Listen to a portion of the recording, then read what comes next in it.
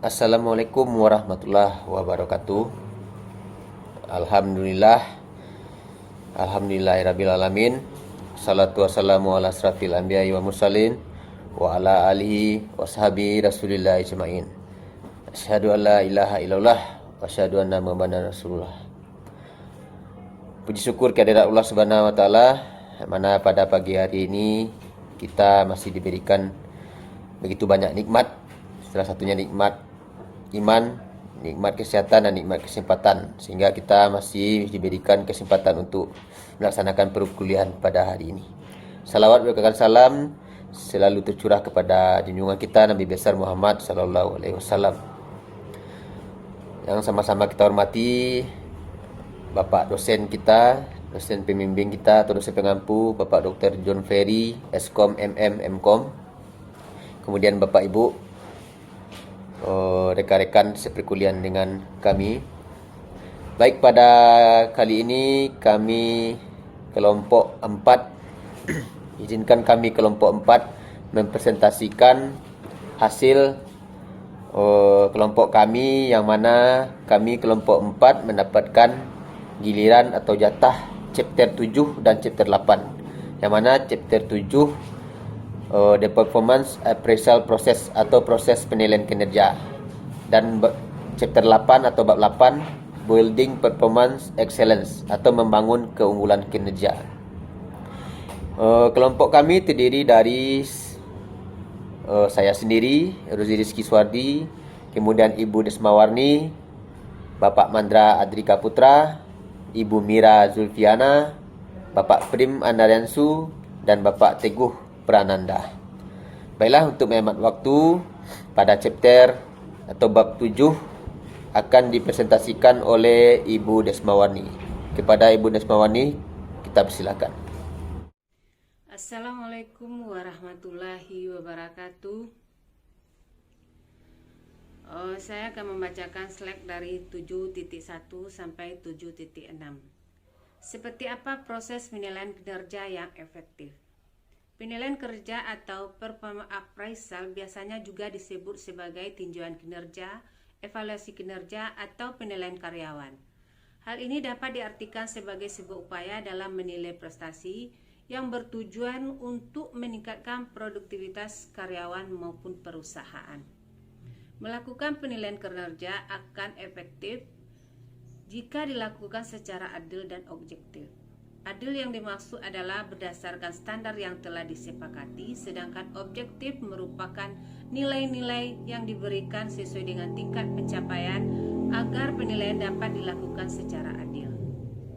Ada 5 elemen yang harus diperhatikan seperti sasaran kinerja yang jelas, sasaran disepakati bersama, sasaran berkaitan dengan uraian jabatan, pertemuan tatap muka, dan diskusi. Sementara itu, untuk melakukan penilaian secara objektif, ada 6 elemen yang harus dipertimbangkan, yaitu data aktual, perilaku karyawan yang positif dan negatif, keberanian atau ketegasan Anda, sistem penilaian yang terstruktur, formulir yang tidak rumit, dan kemampuan menilai.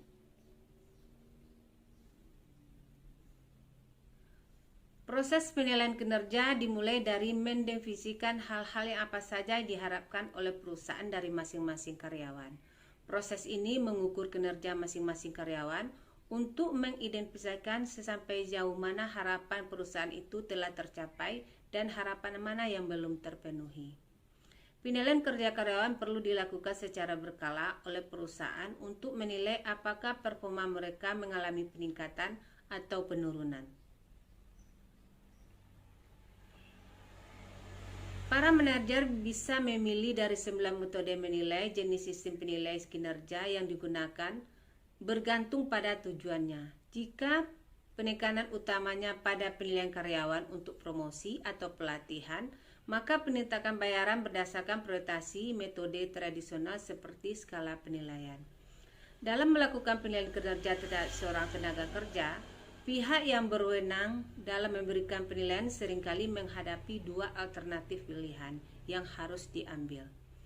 Pertama, dengan cara memberikan penilaian kinerja berdasarkan deskripsi penilaian yang telah ditetapkan sebelumnya. Bagaimana sebuah organisasi dapat menentukan apakah manajernya melakukan pekerjaan dengan baik dalam penilaian kinerja dan sistem dapat bekerja dengan baik. Manajer berperan sebagai mediator antar karyawan dan kepentingan perusahaan, lalu juga menempatkan karyawan di posisi yang tepat sesuai dengan job deskripsi masing-masing.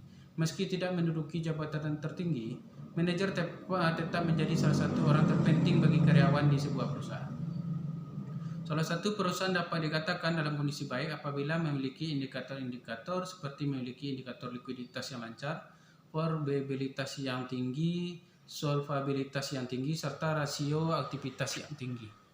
Sebuah organisasi dapat menentukan apakah manajernya melakukan pekerjaan dengan baik dalam penilaian kinerja dan apakah sistem bekerja dengan baik. Manajer melakukan pekerjaan dengan baik dalam kinerja penilaian adalah manajer yang menerapkan yang pertama tahap perencanaan, yang kedua menyusun data dan bahan, yang ketiga pelaksanaan atau performing, dan yang keempat penilaian dan review, dan yang kelima pembuatan laporan hasil. Cara efektif dalam mengkomunikasikan arti yang tepat dari masing-masing tingkat penilaian pada formulir penilaian kinerja tidak untuk menawarkan definisi, melainkan sebaliknya memberikan deskripsi naratif tentang pesan tersebut, bahwa setiap label peringkat dimaksud untuk mengkomunikasikan kualitas kinerja individu. Sepertinya tidak memiliki semua hal-hal yang perlu mereka lakukan dan akhirnya menunggu sampai menit terakhir untuk memenuhi penilaian kinerja mereka, dan sumber daya manusia kemudian berakhir bermain playing policeman. Apa yang dapat dilakukan HR untuk membantu mereka melakukannya serta pekerjaan yang lebih baik? Cara termudah untuk menghindari penandaan dengan peran playing policeman, walaupun itu penting dan tepat, adalah dengan menyediakan manajer dengan alat yang bisa diterapkan yang akan membantu mereka memahami seluruh proses dan apa tanggung jawab mereka. Salah satu cara untuk melakukannya adalah dengan menyediakan daftar periksa yang menunjukkan semua persyaratan sistem dan memungkinkan mereka untuk melacak kemajuan mereka dalam memenuhi persyaratan. Tim kerja mandiri dalam organisasi kami. Haruskah kami mengevaluasi tim karena kinerja selain kinerja individu, dan bagaimana kami mengevaluasi kinerja tim? Evaluasi tim harus dilakukan karena tujuan evaluasi kinerja adalah untuk memperbaiki atau meningkatkan kinerja organisasi melalui peningkatan kinerja SDM organisasi. Mengevaluasi kinerja tim dapat kita lakukan dengan beberapa metode. Yang pertama dengan menghitung hasil kerja secara kuantitatif, yang kedua dengan meminta tanggapan pihak internal perusahaan, yang ketiga dengan meminta tanggapan pelanggan, yang keempat dengan mengukur evaluasi kinerja dari efektivitas waktu, serta yang kelima dengan mengukur evaluasi kinerja dari antusiasme karyawan. Masuk dengan award appraisal. Penilaian award appraisal adalah penilaian kinerja seorang bos yang ditulis oleh karyawan. Dalam organisasi yang menggunakan penilaian award appraisal, setelah proses penilaian kinerja, manajer setelah selesai mempersiapkan dan mendiskusikan penilaian kinerja mereka dengan masing-masing bawahan secara individu, dan mengisi kuesioner secara anonim tentang seberapa baik manajer mengelola mereka. Hasilnya di-sharing menjadi laporan anonim dan diberikan kepada manajer sehingga dia dapat belajar tentang manajerialnya, kekuatan dan kekurangannya. Chapter 7 bagian 13. Pemeringkatan paksa atau force ranking. Dalam pemeringkatan paksa atau force ranking, manajer ditugaskan untuk membandingkan karyawan yang satu dengan karyawan yang lain berdasarkan kinerja. Kemudian, para manajer diharuskan untuk menempatkan setiap karyawan ke dalam salah satu dari sejumlah kategori yang masing-masing sudah ditetapkan persentase distribusinya. Lanjutan chapter 7 bagian 13. Pada umumnya, kategori dan persentase yang diterapkan adalah sebagai berikut. 1. 20% karyawan unggul, yaitu yang diprioritaskan untuk mendapatkan apresiasi, promosi, dan bahkan opsi saham. Yang kedua, 70% karyawan menengah, yaitu yang berprestasi bagus dan bisa diharapkan di masa yang akan datang. Yang ketiga, 10% karyawan berkinerja terendah, yaitu yang tidak diberi kenaikan gaji, bonus atau pelatihan, dan bahkan kemungkinan besar akan dipecat. Lanjutan bagian 13 mengenai pemeringkatan paksa. Kategori ini digunakan oleh sejumlah perusahaan besar yang menerapkan metode pemeringkatan paksa. Di antaranya yaitu General Electric atau GE dan Sun Microsystems. Sebagai sebuah metode pengiring penilaian kinerja, jika ditetapkan secara bijaksana dan dilaksanakan secara efektif, metode ini mampu membantu menilai kinerja karyawan dengan baik. Kelemahan pemeringkatan paksa. 1. Menciptakan lingkungan persaingan yang bisa merangsang timbulnya tindakan tidak etis, membatasi kreativitas, keberanian untuk mengambil resiko, dan kerjasama.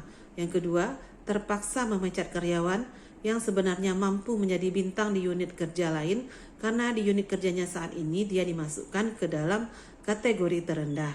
Atau bisa jadi membuat seorang karyawan yang sesungguhnya berkinerja unggul menjadi kehilangan motivasi karena akibat adanya pembatasan kuota.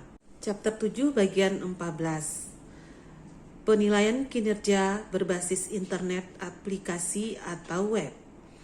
Manfaat penilaian kinerja berbasis aplikasi internet atau web. 1.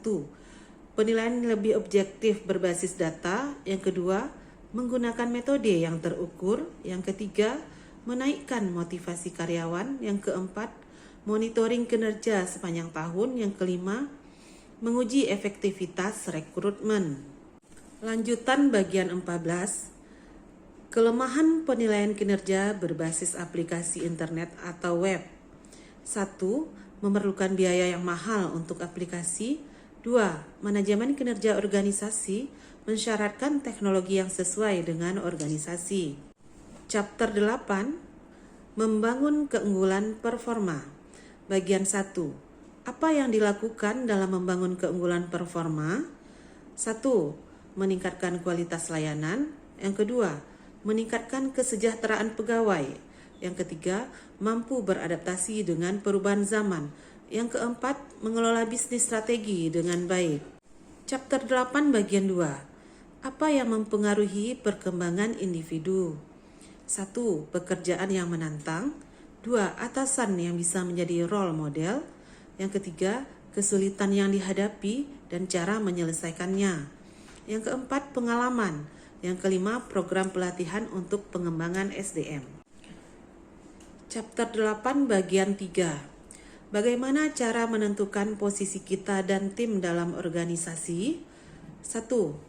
Tim problem solving, yaitu para anggotanya saling berbagi gagasan dan menawarkan saran seputar proses dan metode kerja seperti apa yang perlu dilakukan agar produktivitas dapat ditingkatkan. Yang kedua, tim self-managed work, yaitu tanggung jawab tim termasuk kendali menyeluruh atas kecelakaan kerja, penentuan penilaian pekerjaan, pemecahan masalah organisasi, dan pilihan prosedur-prosedur pemeriksaan yang dilakukan secara kolektif. Yang ketiga, tim cross-fungsional, yaitu tim lintas departemen yang bertujuan meningkatkan komunikasi dan penelusuran catatan kerja yang akan membawa pada peningkatan produktivitas dan kepuasan klien. Yang keempat, tim virtual. Tim virtual menggunakan teknologi komputer guna menghubungkan orang-orang yang terpisah secara fisik guna mencapai sasaran bersama. Chapter 8 bagian 4. Mengapa orientasi pencapaian dan kompetensi begitu penting? Karena pencapaian dari organisasi dapat diukur dan orientasi prestasi sebagai salah satu keberhasilan organisasi. SDM yang kompeten akan memudahkan perusahaan dalam mencapai tujuannya, sehingga pencapaian sasaran menjadi bahan evaluasi kinerja sekaligus kontrol dalam perusahaan. Terima kasih telah memberikan waktu kepada saya untuk memaparkan slide yang ke-8 atau bab yang ke-8 8.5 mengapa kompetensi, dampak dan pengaruh begitu penting. Kompetensi sangat penting bagi seorang pemimpin karena kompetensi dapat memberikan pengaruh yang baik. Ini dapat juga meningkatkan kepercayaan diri dari anggotanya untuk bekerja dengan lebih baik lagi. Artinya, pemimpin yang baik harus mampu menjadi mentor, mengenali diri mana orang berasal dan gagal, dan mampu memotivasi individu untuk berkembang. Pentingnya kompetensi di dalam suatu unit organisasi dipandang dapat mendukung peningkatan kinerja pegawai dan memberikan kontribusi dalam menentukan masa depan organisasi. Dalam kaitannya dengan kompetensi, perlu adanya suatu upaya untuk lebih memaksimalkan hasil kinerja yang dicapai. Kenapa kompetensi diperlukan? Alasan kompetensi dibutuhkan di dunia kerja adalah untuk mempermudah perusahaan untuk menemukan jenis pekerjaan yang tepat bagi karyawannya. Setelah mengetahui kompetensi karyawan, perusahaan dapat membantu mengembangkan karyawan tersebut baik melalui training atau metode lainnya. Maka dari itu, kompetensi yang dimiliki karyawan dapat mempengaruhi kinerja dan pendapatan perusahaan. Semakin tinggi kompetensi karyawan, kinerja perusahaan akan semakin meningkat, hingga mengakibatkan pendapatan perusahaan juga ikut meningkat. Selain itu, kompetensi adalah nilai yang menarik bagi recruiter. Selanjutnya, chapter 8.6, bagaimana cara membuat rencana pengembangan yang berhasil. Salah satu yang benar-benar menghasilkan hasil. Strategi pengembangan dapat berjalan dengan baik apabila disertai dengan program pengembangan SDM yang direncanakan dengan matang, sehingga diharapkan mampu membantu tercapainya tujuan dalam menghasilkan SDM yang berkualitas. Perencanaan program pengembangan SDM memiliki beberapa tujuan, yaitu pertama, menentukan kualitas karyawan, 2. Menjamin ketersediaan karyawan di masa sekarang maupun di masa yang akan datang. Yang ketiga, minimalisir terjadinya kesalahan dalam pelaksanaan tugas-tugas pekerjaan. Yang keempat, memudahkan proses koordinasi untuk meningkatkan kinerja karyawan secara optimal. Yang kelima, menghindari terjadinya kelebihan atau kekurangan karyawan. Yang keenam, menjadi sebuah acuan dalam pelaksanaan tugas-tugas pekerjaan yang menyangkut ketenaga kerjaan. 7. Menjadi suatu pedoman dalam menentukan program perekrutan, penyeleksian, dan kedisiplinan karyawan. Terakhir yang ke-8, menjadi sebuah landasan dalam pelaksanaan penilaian karyawan. Selanjutnya, chapter 8.7, bukankah pengembangan merupakan tanggung jawab dari individu? Apa tanggung jawab manajer untuk mengembangkan bawahan? Dalam proses pengembangan karir terdapat 3 pihak yang berperan, yaitu individu atau karyawan pegawai itu sendiri, manajer, dan perusahaan atau instansi pemerintahan. Yang individu, setiap karyawan atau pegawai bertanggung jawab dalam mengembangkan dirinya untuk mencapai posisi tertentu. Apakah tugas manajer dalam pengembangan karir karyawannya? Peran manajer dalam meningkatkan motivasi kerja karyawan merupakan tanggung jawab moral manajer dengan kemampuan memotivasi dirinya sendiri dan orang lain. Hal ini sebagai wujud kompetensi diri dan keberhasilan manajer melaksanakan tugas dan tanggung jawabnya. Manajer berperan dalam memberikan dukungan dan umpan balik atas kinerja yang sudah ditampilkan karyawannya. Untuk perusahaan, perannya adalah menjadi penggerak dengan memberikan program pelatihan, pilihan jenjang karir, dan melalui kebijakan yang dimiliki. Manajer memiliki 6 tanggung jawab utama untuk pengembangan bawahan. Pertama, identifikasi kebutuhan utama pengembangan individu dan organisasi. Yang kedua, latih pemilih area bawahan untuk pengembangan konsentrasi. Yang ketiga, melatih penyusunan rencana pengembangan bawahan. Yang keempat, memberkati rencana atau dana rencana. Yang kelima, ciptakan peluang pengembangan. Yang keenam, tindak lanjut untuk memastikan eksekusi yang sukses. Selanjutnya, chapter 8.8, sebagian besar rencana pengembangan tampaknya tidak lebih dari sekedar mendaftar untuk program pelatihan, di mana pelatihan cocok dengan rencana pengembangan. Berikut ini akan dijelaskan beberapa jenis pelatihan dan cara meningkatkan potensi karyawan serta manfaat yang saya peroleh. Yang pertama, pelatihan teknis. Kedua, pelatihan kualitas produk. Ketiga, pelatihan hard skill. Keempat, pelatihan soft skill. Kelima, pelatihan hukum. Dan yang keenam, carilah kesempatan segera untuk berlatih.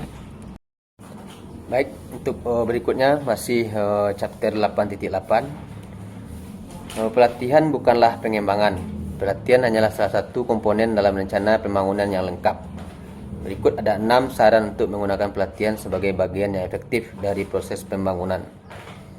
1. Jangan pernah memulai rencana pengembangan dengan program pelatihan. Yang kedua, identifikasi tujuan Anda terlebih dahulu. Yang ketiga, hubungi pelatih. Yang keempat, fokus pada aplikasi. Dan yang kelima, membangun aliansi. Selanjutnya, chapter 8.9, bagaimana saya bisa menggunakan pekerjaan itu sendiri sebagai pengalaman perkembangan. Terdiri dari 10. Yang pertama, bekerja tepat waktu. 2. Minimalisir distraksi saat bekerja. 3. Selalu teratur dalam bekerja. Yang keempat, percaya pada apa yang sedang dikerjakan. Yang kelima, selalu tunjukkan rasa hormat. 6. Bersikap jujur. 7. Bekerja sama dengan orang lain. 8. Mengerjakan apa yang harus dikerjakan. 9. Menjaga profesionalisme. 10. Beradaptasi dengan perubahan. Selanjutnya, chapter 8.10. Haruskah saya mengevaluasi keberhasilan karyawan dalam menyelesaikan rencana pengembangannya sebagai bagian dari penilaian kinerja? Tujuan evaluasi kinerja adalah untuk memperbaiki atau meningkatkan kinerja organisasi melalui peningkatan kinerja dari SDM organisasi. Setelah evaluasi kinerja dilakukan, perusahaan dapat mengetahui lebih dalam apa saja kelebihan dan kelemahan karyawan, juga aspek yang perlu dipertahankan, diperbaiki maupun dikembangkan lebih lanjut. Dari data tersebut, perusahaan dapat mengidentifikasi apa saja kebutuhan pengembangan dan pelatihan karyawan. Apa saja indikator penilaian kinerja karyawan? Presensi atau kehadiran. Yang pertama, setiap karyawan yang bekerja di suatu perusahaan pasti diharuskan untuk melakukan presensi. Kemudian kualitas pekerjaan, kuantitas hasil, ketepatan waktu dan kecepatan, kerjasama tim, kemampuan adaptasi, dan kepemimpinan tanggung jawab pekerja. Baik, untuk chapter atau bab selanjutnya akan diteruskan atau dilanjutkan oleh Bapak Teguh Prananda. Kepada Bapak Teguh, silakan. Baik, saya Teguh Prananda. Saya akan melanjutkan presentasi slide berikutnya, yaitu apa yang harus dilakukan manajer ketika percakapan informal dan santai tidak berhasil dilakukan. Sebelum manajer dapat meminta pertanggungjawaban karyawan atas seberapa baik mereka melakukan pekerjaan mereka, manajer harus menganggap diri mereka bertanggung jawab untuk menciptakan kondisi yang memungkinkan orang lain melakukan pekerjaan dengan baik. Ada 5 yang harus diperhatikan oleh seorang manajer. Yang pertama itu memperjelas harapan, yang kedua memberikan pelatihan, ketiga mengatur konsekuensi yang sesuai, yang keempat memberikan umpan balik, dan menyingkirkan rintangan-rintangan yang ada. Kemudian slide berikutnya itu bagaimana cara mengidentifikasi secara tepat kesenjangan antara kinerja yang diinginkan dengan kinerja aktualisasi dari karyawannya. Yang pertama itu mendefinisikan dengan jelas dan spesifik apa yang sebenarnya dilakukan karyawan yang membuat kita khawatir. Kemudian yang kedua, mengidentifikasi dengan tepat apa yang kita inginkan dari individu tersebut. Cara termudah untuk melakukannya adalah dengan membayangkan bahwa Anda sedang berbicara dengan orang tersebut, tentang situasi yang ada pada saat itu. Kemudian poin berikut itu bagaimana saya memastikan bahwa saya berada di posisi yang kokoh sebelum memulai diskusi tentang kinerja yang buruk. Nah, langkah yang paling penting adalah dengan jelas mengidentifikasi perbedaan antara kinerja yang diinginkan dan kinerja aktual karyawan. Beberapa bagian persiapan lainnya membantu memastikan bahwa Anda berhasil dalam pertemuan Anda dengan individu tersebut. Kemudian ada 3, yaitu identifikasi dampaknya yang harus diperhatikan. Kemudian tentukan konsekuensi yang akan diterima. Kemudian periksa defensibility-nya. Lanjut pada slide berikutnya, yaitu bagaimana saya memulai diskusi dengan baik. Ada 4. Yang pertama itu melakukan persiapan yang matang. Kemudian dapatkan klarifikasi untuk hal-hal yang tidak dimengerti. Kemudian yang ketiga, berbicaralah jika Anda memiliki pendapat. Kemudian yang keempat, persiapkan bukti yang bisa mendukung argumen atau pendapat saudara. Slide berikutnya yaitu bagaimana saya membuat seseorang setuju untuk memperbaiki masalah. Ada 2 yang harus diperhatikan. Yang pertama itu mulailah dengan menuliskan pernyataan yang jelas dan tidak dapat dibantah tentang perbedaan antara kinerja yang diinginkan dan kinerja yang terjadi sebenarnya. Kemudian yang kedua itu meminta persetujuan semua pihak untuk diubah. Poin berikutnya yaitu bagaimana cara mendokumentasikan diskusi peningkatan kinerja adalah dengan cara terbaik untuk mendokumentasikannya. Diskusi kinerja adalah dengan mengirimkan memo kepada karyawan yang merangkum percakapan Anda dan percakapan karyawan tersebut. sesuai dengan persetujuan untuk memperbaiki masalah segera setelah Anda menyelesaikan diskusi. Baik, Bapak Ibu, saya akan melanjutkan presentasi kelompok 4 untuk bab 8 bagian 17. Kualitas dan kuantitas kerja individual apakah baik-baik saja? Apakah attitude menjadi masalahnya dan bagaimana penyelesaiannya? Organisasi yang memupuk attitude baik antara karyawan di tempat kerja, mereka akan memiliki efisiensi dalam komunikasi sehingga dapat mencapai kerja tim dan kolaborasi yang lebih baik selama dalam proses bekerja. Karyawan pun memiliki semangat kerja yang lebih tinggi dan tingkat stres yang lebih rendah sehingga mereka akan menjadi lebih produktif dalam bekerja. Seorang karyawan akan merasa lebih baik ketika mereka dikelilingi oleh orang-orang atau rekan-rekan kerja dengan attitude yang positif. Dapat dikatakan kalau masalah attitude merupakan salah satu sumber dalam masalah kualitas dan kuantitas bekerja. Attitude yang biasanya menjadi permasalahan dalam bekerja diantaranya adalah mengganggu, menyinggung, tidak peka terhadap perasaan orang lain, ceroboh, sembrono, pembangkang, malas, mengeluh, defensif, negatif, sinis, cemberut, egois, kasar, bermuka masam, tidak pengertian, memberontak, dan lain sebagainya. Dan permasalahan attitude ini biasanya memang menjadi sumber permasalahan dalam efektivitas bekerja, produktivitas, dan kuantitas bekerja. Seseorang dengan attitude yang positif mendorong rekan kerjanya untuk bekerja lebih keras, tetap fokus dan mendorong untuk meraih tujuan mereka. Sebuah hal positif akan menghasilkan lebih banyak hal positif lainnya. Dengan demikian, penyelesaian masalah terkait attitude dalam bekerja adalah dengan merubah attitude tersebut, dengan mengupayakan untuk menghindari hal-hal yang bersifat negatif, sebagaimana tersebut dalam slide sebelumnya, dan selalu mengemukakan sikap-sikap positif. Di antaranya sikap-sikap positif tersebut adalah pertama, sopan dan ramah. Karyawan dengan attitude yang baik ini cenderung meninggalkan ego dan masalah pribadi mereka saat bekerja dan berusaha untuk mempertahankan suasana kerja yang baik. Meskipun tidak ada yang sempurna dan setiap orang pasti memiliki masalah buruk atau pribadi mereka dalam bekerja, tetapi tipe karyawan yang sopan dan ramah ini berhasil mengatasi keributan dan masalah pribadi mereka sehingga mereka tidak membawanya dalam lingkungan pekerjaan saat mereka bekerja. Yang kedua, secara konsisten memenuhi tenggat waktu. Karyawan yang memenuhi tenggat waktu dalam bekerja biasanya adalah orang-orang yang terorganisir dengan baik dan bertanggung jawab. Ketika seorang atasan memberikan waktu pekerjaan, mereka berharap bahwa karyawan tersebut dapat menyelesaikannya tepat waktu dan sesuai dengan jadwal yang telah ditetapkan. Sehingga karyawan yang berusaha selalu tepat waktu ini tidak hanya tepat waktu dalam melaksanakan pekerjaan mereka, tetapi juga akan tepat waktu ketika hadir di tempat bekerja atau saat menghadiri suatu pertemuan atau rapat. Mereka juga termasuk tipe pekerja yang menjaga ruang kerja yang tetap bersih dan terorganisir. Dan sikap yang ketiga yang harus dipelihara oleh seorang karyawan dalam bekerja yaitu bertanggung jawab. Mengakui sebuah kesalahan dan bertanggung jawab atas kesalahan yang diperbuat bisa menjadi hal yang sangat menakutkan bagi karyawan. Tetapi hal ini tidak bagi karyawan yang menghargai pekerjaan mereka, kata-kata mereka, dan masa depan mereka di sebuah perusahaan. Jadi pegawai dengan tipe-tipe seperti itu akan merasa bertanggung jawab dan itu tidak merupakan suatu masalah dalam mengakui sebuah kesalahan dalam pekerjaan mereka. Selanjutnya bab 8 bagian 18. Kinerja individu sudah sangat baik, tetapi catatan kehadirannya tidak. Bagaimana meyakinkan karyawan untuk hadir tepat waktu dalam bekerja? Ada beberapa perusahaan dengan jenis usaha produksi yang sangat bergantung pada kehadiran karyawan di tempat bekerja.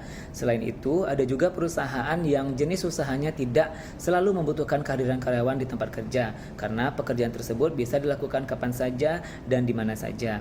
Namun, keduanya tetap membutuhkan tenaga dan pikiran dari setiap karyawan dalam bekerja, meski dengan atau tanpa kehadiran mereka secara fisik di lingkungan kantor. Karena kehadiran karyawan dalam melakukan tugas kerjanya sangatlah penting dalam kegiatan kantor di sebuah perusahaan tempat bekerja. Beberapa hal yang membuat kehadiran langsung maupun tidak langsung karyawan sangat penting, diantaranya adalah yang pertama kelancaran proses produksi, pencapaian target kerja, yang ketiga pelayanan kepada pelanggan, dan yang keempat terkait dengan performa sebuah perusahaan. Selanjutnya pada slide ini kita membahas tentang hal-hal yang mempengaruhi tingkat kehadiran karyawan. Ada dua hal sebenarnya yang dapat mempengaruhi tingkat kehadiran karyawan dalam bekerja. Yang pertama yaitu kondisi kesehatan, di mana apabila karyawan berada dalam kondisi kesehatan yang sangat baik, maka tidak ada juga alasan bagi karyawan untuk tidak hadir dalam bekerja. Sehingga dengan kondisi kesehatan baik, maka karyawan akan selalu hadir dan tepat waktu dalam pekerjaannya. Yang kedua motivasi kerja, dan ini rata-rata merupakan hal yang sering terjadi, permasalahan motivasi motivasi dalam bekerja. Ini terkait biasanya hal-hal mengenai pemberian insentif dari sebuah perusahaan terhadap karyawan, menerapkan sistem kerja yang fleksibel, menciptakan lingkungan kerja yang baik. Apabila ada motivasi yang baik dari perusahaan terhadap karyawannya, maka kehadiran karyawan dalam bekerja itu pasti akan terlaksana dengan baik dan tidak ada permasalahan dalam masalah kehadiran bekerja. Meyakinkan karyawan untuk hadir dapat didorong dengan sebuah sistem insentif sehingga keinginan untuk hadir akan menambah kesejahteraannya, sehingga motivasi dalam kehadiran sebuah karyawan dalam perusahaannya dapat tertingkatkan karena alasan sebuah kesejahteraan dari karyawan tersebut. Selanjutnya bab 8 bagian 19. Sistem disiplin terlihat tidak cocok untuk karyawan profesional dengan adanya surat teguran, peringatan, dan skorsing. Apakah ada pendekatan lebih baik?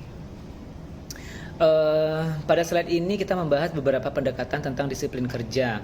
Ada beberapa hal pendekatan dalam disiplin bekerja. Yang pertama itu pendekatan disiplin preventif. Disiplin preventif ini merupakan disiplin yang ditujukan untuk mendorong pegawai agar dapat berdisiplin diri dengan menaati dan mengikuti berbagai standar dan peraturan yang telah ditetapkan oleh perusahaan. Menurut T. Hani Handoko, disiplin preventif ini adalah kegiatan yang dilakukan untuk mendorong para karyawan agar mengikuti berbagai standar atau aturan yang telah ditetapkan oleh perusahaan sehingga penyelewengan yang terjadi dapat dicegah sebelumnya. Dengan demikian, disiplin preventif merupakan suatu upaya yang dilakukan oleh sebuah perusahaan untuk menciptakan suatu sikap dan iklim organisasi di mana semua anggota organisasi dapat menjalankan dan mematuhi peraturan yang telah ditetapkan sesuai dengan kemauan mereka sendiri. Adapun fungsi dari disiplin preventif ini adalah untuk mendorong disiplin dari para pegawai sehingga mereka dapat menjaga sikapnya, dapat menjaga disiplinnya dalam bekerja bukan karena alasan sebuah paksaan dari sebuah perusahaan. Nah, contoh kasus dari disiplin preventif ini adalah misalnya seorang karyawan yang baru bekerja di sebuah perusahaan dan harus mematuhi peraturan serta standar operasional prosedur yang sudah ditetapkan oleh perusahaan tersebut sehingga tidak merugikan perusahaan dan karyawan. Jadi seorang karyawan yang menetapkan sebuah peraturan atau SOP yang telah ditetapkan perusahaan itu akan berdampak baik bagi perusahaan sehingga tidak akan terjadi kerugian terhadap perusahaan baik bagi perusahaan ataupun bagi karyawan itu sendiri. Slide selanjutnya terkait pendekatan disiplin yang kedua, yaitu pendekatan disiplin korektif. Disiplin korektif ini merupakan disiplin yang dimaksudkan untuk menangani pelanggaran terhadap aturan-aturan yang berlaku dan memperbaikinya untuk di masa yang akan datang. Prabu Mangkunegara mengatakan bahwa disiplin korektif adalah suatu upaya untuk menggerakkan pegawai dalam menyatukan suatu peraturan dan mengarahkannya untuk tetap mematuhi peraturan disiplin tersebut sesuai dengan pedoman yang berlaku di sebuah perusahaan. Berdasarkan pernyataan di atas, maka dapat disimpulkan bahwa disiplin korektif merupakan suatu upaya untuk memperbaiki dan menindak pegawai yang melakukan pelanggaran terhadap aturan-aturan yang berlaku di sebuah perusahaan.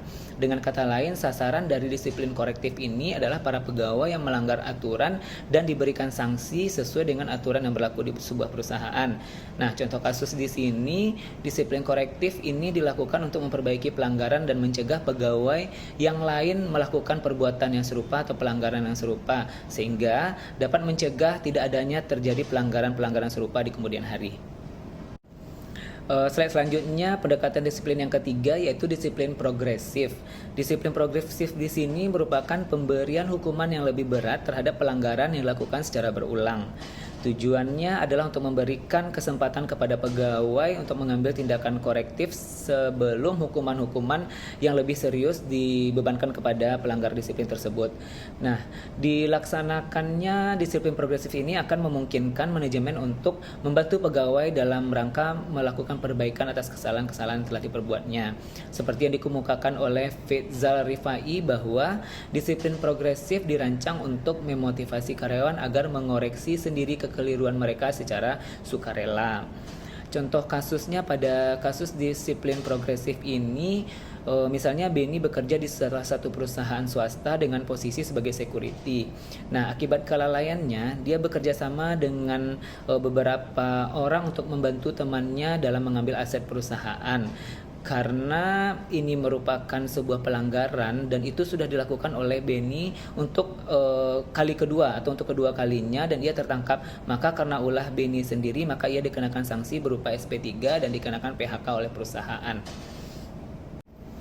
Baik, Bapak Ibu, selanjutnya bab 8 bagian 20. Mengapa men-skors karyawan merupakan sebuah langkah terakhir dalam pelanggaran sistem disiplin? Mengapa tidak hanya surat teguran atau membuat sebuah rencana peningkatan kinerja atau menempatkan individu pada masa percobaan? Bagian ini kita membahas mengenai skorsing terlebih dahulu. Skorsing merupakan tindakan pemecatan untuk waktu sementara demi memberikan efek jera bagi pihak yang terkait pelanggaran telah dibuat dalam bentuk surat peringatan dan bisa berujung pada proses pemutusan hubungan kerja. Jenis pemberhentian bisa dibedakan menjadi dua kategori. Yang pertama, pemberhentian sementara disebut dengan skorsing, dan yang kedua, pemberhentian definitif atau tetap. Selanjutnya, pegawai yang melanggar tata tertib kerja dan atau dikenakan sanksi atas pelanggaran berat diberhentikan secara definitif setelah ada izin dari pengadilan hubungan industrial atau selambat-lambatnya 1 hari setelah masa skorsing berakhir. Biasanya sebuah skorsing yang dilakukan oleh perusahaan apabila terjadi pelanggaran yang berat atau beberapa pelanggaran secara berulang dan tidak dapat ditolerir oleh perusahaan sesuai dengan ketentuan internal perusahaan. Bagian selanjutnya bab 8 bagian 21. Jika skorsing merupakan strategi terakhir, mengapa perusahaan harus membayar saat masa skorsing berlangsung? Selama belum ada keputusan PHK dari sebuah perusahaan terhadap karyawan dalam masa skorsing, maka sebuah perusahaan harus tetap membayarkan semua hak-hak karyawan tersebut termasuk gaji, tunjangan lainnya. Hal ini terkait dengan pertimbangan peraturan internal perusahaan. Sebuah perusahaan dapat menghentikan semua hak-hak karyawan ketika surat keputusan PHK atau pemberhentian hubungan kerja sudah ditetapkan dan karyawan tersebut sudah resmi diberhentikan dari perusahaan tersebut. Selanjutnya bab 8 bagian 22. Apakah sebuah disiplin tanpa punishment akan berlaku dalam sebuah perusahaan? Diyakini bahwa disiplin merupakan salah satu kunci dasar bagi keberhasilan melakukan suatu pekerjaan dan meraih kesuksesan dalam segala hal. Hanya orang-orang yang mampu berdisiplinlah yang memiliki peluang besar untuk berhasil dalam hidupnya. Kalau disiplin terlalu tinggi, karyawan merasa tertekan dan akibatnya produktivitas serta kinerja karyawan akan bisa menurun. Sebaliknya, apabila disiplin terlalu rendah, karyawan akan merasa dan memilih untuk mengambil sebuah kebebasan dan dia merasa tidak diatur, dia merasa tidak ada yang mengawasi, sehingga resiko bahwa sebuah produktivitas akan menjadi menurun dengan adanya kebebasan yang terlalu tinggi dalam sebuah perusahaan terhadap karyawannya. Sesungguhnya disiplin itu sebagai sebuah pembelajaran bagi setiap karyawan yang mendorong pengendalian diri, dedikasi, dan perilaku tertib. Dalam sebuah perusahaan, disiplin umumnya digunakan dalam arti terbatas yang bukan berarti sebuah hukuman, tetapi dalam satu sisi disiplin juga dapat diartikan dengan sebuah hukuman. Akibatnya prosedur tertulis yang digunakan untuk menghukum karyawan karena tidak melakukan pekerjaan dengan benar disebut sebagai sebuah prosedur disiplin. Harus disadari bahwa sebetulnya hukuman hanya sebuah salah satu bentuk pendisiplinan diri bagi seorang karyawan. Bentuk lain disebut sebagai penguatan positif, termasuk pujian dan penghargaan, dan pengembangan sumber daya manusia yang dilakukan melalui proses pendisiplinan diri. Dengan demikian, disiplin ini menjadi sebuah fundamental dalam sebuah perusahaan, karena disiplin itu merupakan suatu kekuatan yang dapat mendorong individu atau kelompok untuk mematuhi sebuah peraturan yang ada dalam perusahaan, bahkan sebuah hukum, standar, dan prosedur yang dianggap perlu bagi suatu perusahaan tersebut. Oleh karena itu, sebuah disiplin berarti menjamin dan mengamankan perilaku karyawan yang konsisten dan sesuai dengan norma-norma yang berlaku serta norma yang dapat diterima oleh dalam sebuah perusahaan tersebut. Disiplin without punishment, begitulah salah satu literatur tentang manajemen sumber daya manusia. Memungkinkan seorang karyawan yang melakukan pelanggaran disiplin atau aturan perusahaan tanpa dikenakan hukuman atau sanksi? Jawabannya itu mungkin saja, dan bahkan sangat mungkin untuk dikembangkan terus cara-cara tanpa hukuman seperti ini. Hal ini sejalan dengan paradigma baru tentang manajemen sumber daya manusia yang menekankan tentang talent management approach atau pendekatan tentang talent management. Pada pendekatan ini menonjolkan upaya memberikan tempat yang sangat penting, vital dan strategis bagi seorang karyawan atau manusia yang bekerja dalam sebuah perusahaan. Slide selanjutnya, saat ini dipahami bahwa manusia bukanlah sekedar alat produksi saja, dipakai hanya saat dibutuhkan dan dibuang pada saat sudah tidak dipergunakan lagi. Saat ini merupakan era di mana manusia sebagai penentu segala sesuatu dalam kemajuan dan arah perusahaan di masa yang akan datang. Pendekatan talent management atau talent management approach menempatkan manusia sebagai orang yang kaya akan bakat, potensi, dan peluang membawa perubahan mendasar bagi perusahaan di masa yang akan datang. Oleh karena itu, pengembangan disiplin tanpa hukuman dapat dijadikan sebagai instrumen baru dalam pengembangan manajemen sumber daya manusia. Menurut Dassler 2017 mengemukakan ada 4 cara untuk mendisiplinkan karyawan tanpa memberikan hukuman kepada mereka. Di antaranya yang pertama memberikan peringatan atau teguran secara lisan, yang kedua memberikan peringatan tertulis secara resmi yang disimpan atau di file dalam file karyawan, yang ketiga memberikan kesempatan untuk mengambil cuti kerja, dan yang keempat melakukan pemecatan apabila karyawan tersebut mengulangi kesalahannya kembali. Baik Bapak Ibu, demikian presentasi dari kelompok 4. Akhir kata dari kami, terima kasih. Assalamualaikum warahmatullahi wabarakatuh.